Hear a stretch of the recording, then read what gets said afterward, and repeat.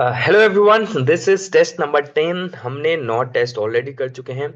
This is second test of economics. तो आप last test में आप देखे होंगे कि जो यूपीएससी सीएससी का सवाल था उसमें बहुत डीप इकोनॉमिक कंसेप्ट्स नहीं पूछे गए हैं। बहुत नॉर्मल नॉर्मल से कंसेप्ट्स पूछे गए हैं, but you have to have an understanding to solve the questions.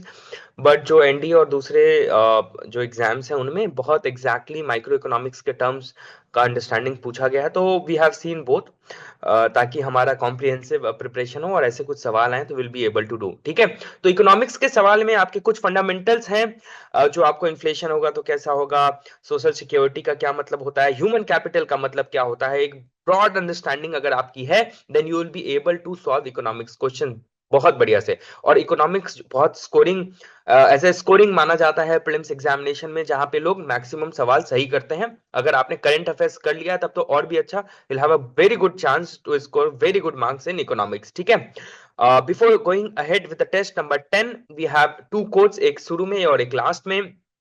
और so will be discussing the codes, जो कि एग्जामिनेशन में आप कैसे ब्रेनस्टॉर्म कर सकते हैं, कैसे लिख सकते हैं। और उसके बाद हम लोग जो है जो 50 क्वेश्चन है उसको डिस्कस करेंगे one by one with logic, arguments and knowledge. ठीक है, तो let me share the screen then will move ahead with our discussion session. ठीक है, तो जो कोड है, कोड कहता है कि do not hate anybody because that hatred which comes out from you, आपसे जो हेट्रेड निकल रहा है in the long run come back to you, वापस आप ही के पास आ जाएगा। If you love, that love will come back to you and completing the circle. मतलब कि अगर आप हेट करते हैं किसी को तो घूम फिर के आप यहाँ पे हैं, आपको ही हेट मिल जाएगा। मतलब हेट्रेड, बेसिकली हेट्रेड जो है derives hate, hate derives hate, love derives love. ठीक है, तो एक डॉक्ट्रिन ऑफ कर्मा के हिसाब से भी you can see this quote. और उसके बाद आप वेरियस डायमेंशंस के बारे में देख सकते हैं, डॉक्ट्रिन ऑफ कर्मा के हिसाब से एक्सप्लोर कर सकते हैं। हेट्रेड क्या है, what is hatred, and hatred को आप बता सकते हैं कि what are the harmful effects of hatred psychologically, जैसे stress, anxiety, health, physical, chronic disease, heart disease हो जाता है।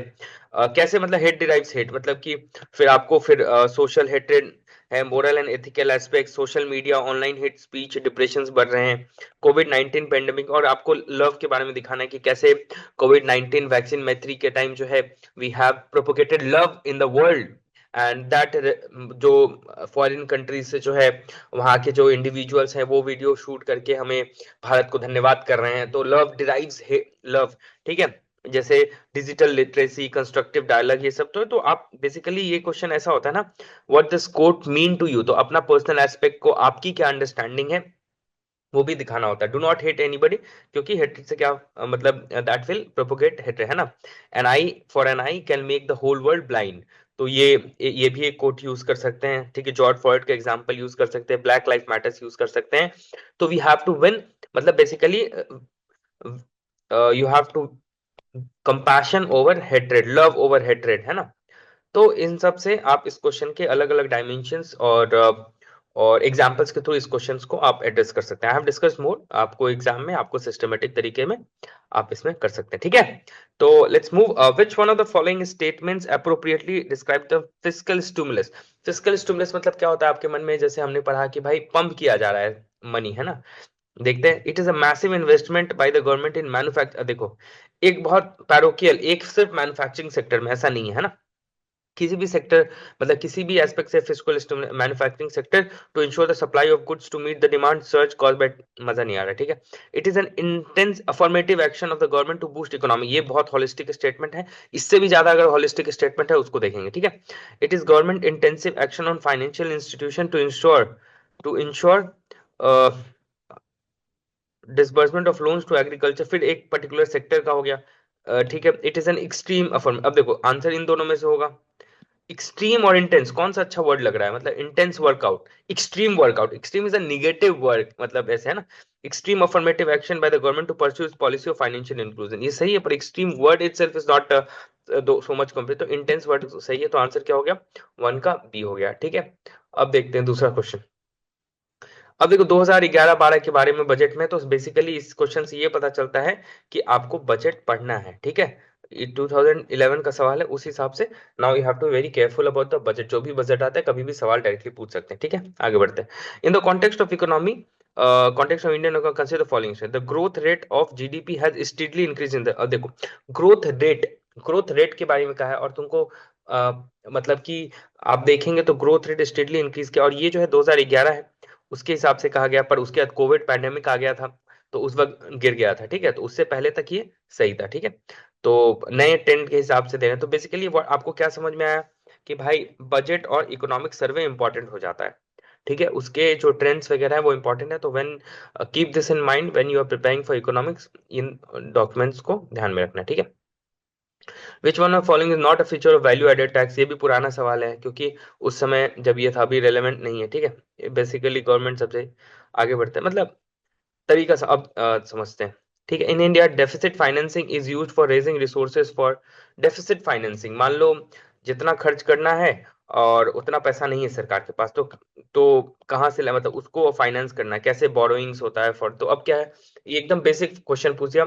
It is a basic question that has been asked. In India deficit financing is used for raising resources for economic development, ठीक लग रहा है। Redemption of public debt, मतलब उधार देने के लिए, मतलब ये तो थोड़ा सा, मतलब आप एक डेट देने के लिए दूसरे से उधार ले रहे हो, मतलब एक डेट को चुकाने के लिए दूसरा डेट क्रिएट करो, not good. Adjusting the balance of payment, not good. Reducing the foreign, not good. डेब्ट का तो हटा ही दो, है ना। एक उधार के लिए मतलब ये इकोनॉमिक डेवलपमेंट के लिए लेते हैं, जैसे आईएमएफ से लिया, वर्ल्ड बैंक से लिया, या फॉरेन बोरोइंग्स है या डोमेस्टिक बोरोइंग्स है। ठीक है, अच्छा, टेलीग्राम पे मेरे को बताना डोमेस्टिक बोरोइंग्स और फॉरेन बोरोइंग्स में कौन सा ज्यादा है, ये भी सवाल पूछते हैं। ठीक है, द नेशनल, ये अच्छा सवाल है एकदम particular NCERT. The national income of a country for given period is equal to the total value of goods and services produced by the nationals. ठीक है, sum of the total consumption and investment expenditure. ठीक है, sum of the total consumption and investment expenditure, मतलब ये foreign और ये किस नहीं लिया, मतलब कोई भी कर सकता है। ठीक है, अच्छा देखते हैं। Sum of the personal income of all individuals, मतलब सारे लोगों का, ऑल इंडिविजुअल जो भी रह रहे हैं, मतलब ये नहीं फॉरेन और बाहर के हैं अंदर के, उससे मतलब नहीं। अच्छा, अब देखो, money value of final goods and services produced, money value of final goods and services produce. तो नेशनल इनकम क्या है, बेसिकली एनसीईआरटी में जो डेफिनेशन दिया वही आंसर सही होगा। Is the defined the total monetary value of all goods and services produced with in all.